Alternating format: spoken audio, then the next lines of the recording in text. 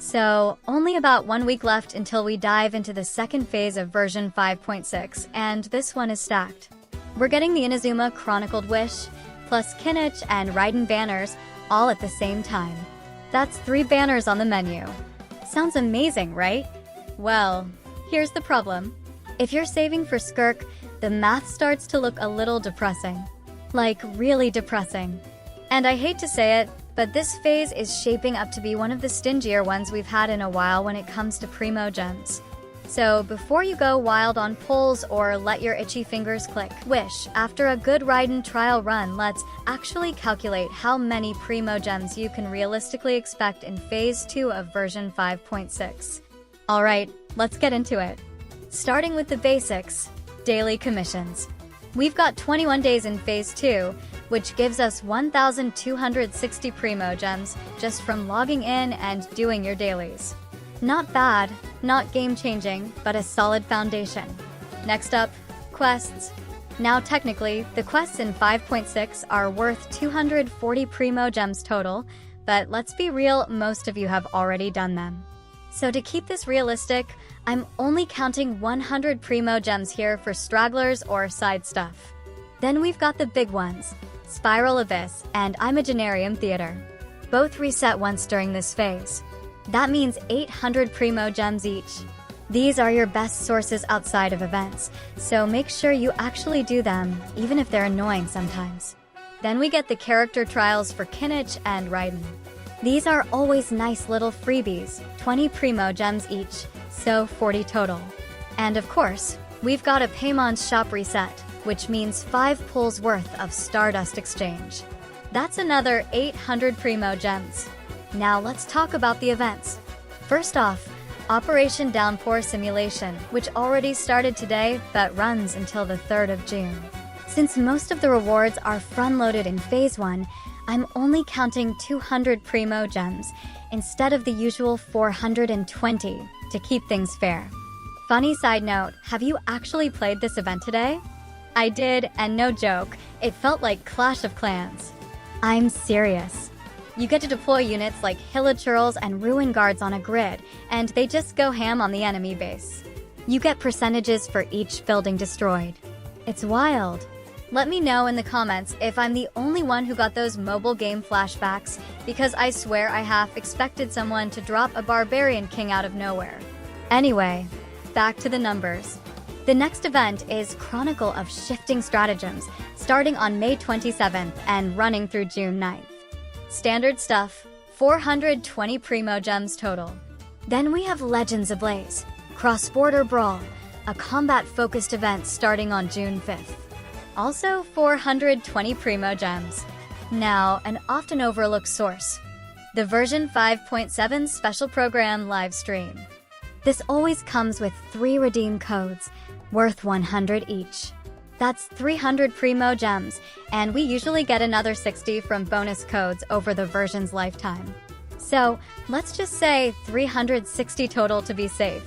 Also, quick reminder, I post those codes on my channel immediately once they go live, so make sure to subscribe and hit the bell so you never miss free Primogems again.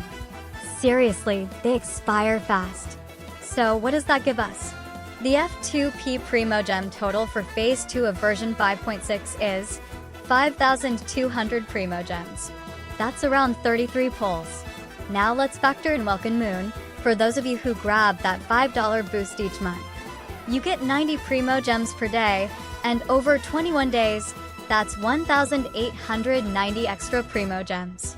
So the new total with Welkin is gonna be 7,090 Primogems. That's around 44 pulls. So yeah, not great. It's slightly better than Phase 1, but it's still below average for what we usually get per phase.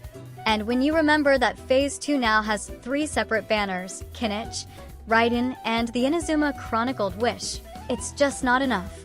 Especially if you're saving for Skirk or Mavuika in version 5.7.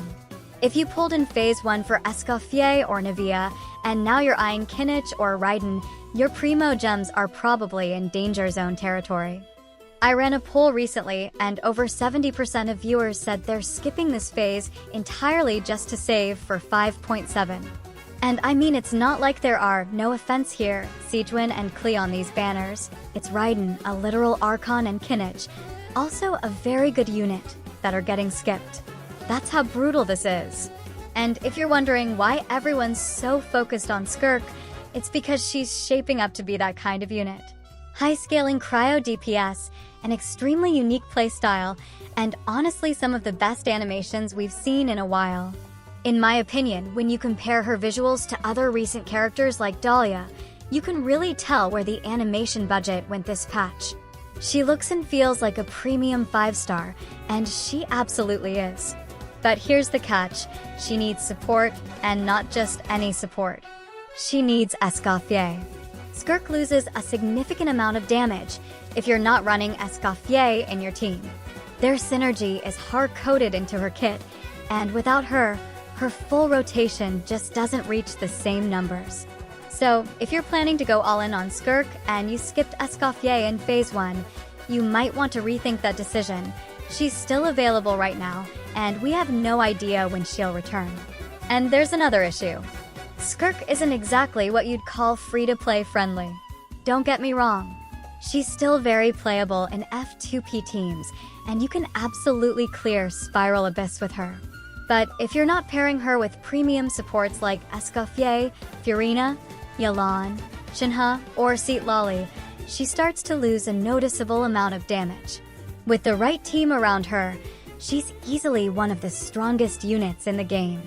But without that high-tier support core, she slips out of S-tier and into more of an A-tier spot for F2P players. So, if you're trying to build her budget-friendly, just know what you're getting into. She'll still perform, but not at her true potential. Same goes for Kinich and Emily. If you're pulling Kinich now, you're probably going to want Emily in version 5.7 as well. Their elemental synergy and long-term viability pair very well together, especially if you're looking at burning team comps. And Raiden? Still a great pick, especially if you're newer to the game or trying to complete your Archon collection. She's been consistently reliable since her release, and that hasn't changed. But if you're trying to spend the least amount of Primogems for the most value, honestly, Mavuika might be the safest bet. Her kit scales well, she fits into multiple comps, and as an Archon, she's going to stay relevant long-term.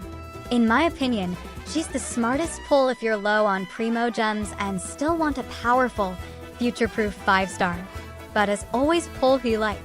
Play how you enjoy the game. I can't say that enough. The meta will always shift, but your favorites stay your favorites. So yeah, bad news if you're saving for Skirk. You'll probably need to make some tough decisions soon. But if you're smart about it, plan ahead and don't panic pull, you can still walk into version 5.7 with a solid stash. Thanks for watching. If you want to know how many Primogems you can get across all of version 5.6, I already made a full breakdown for that too, so go check it out. And let me know in the comments. Are you skipping phase 2 or are you going all in? See you in the next one.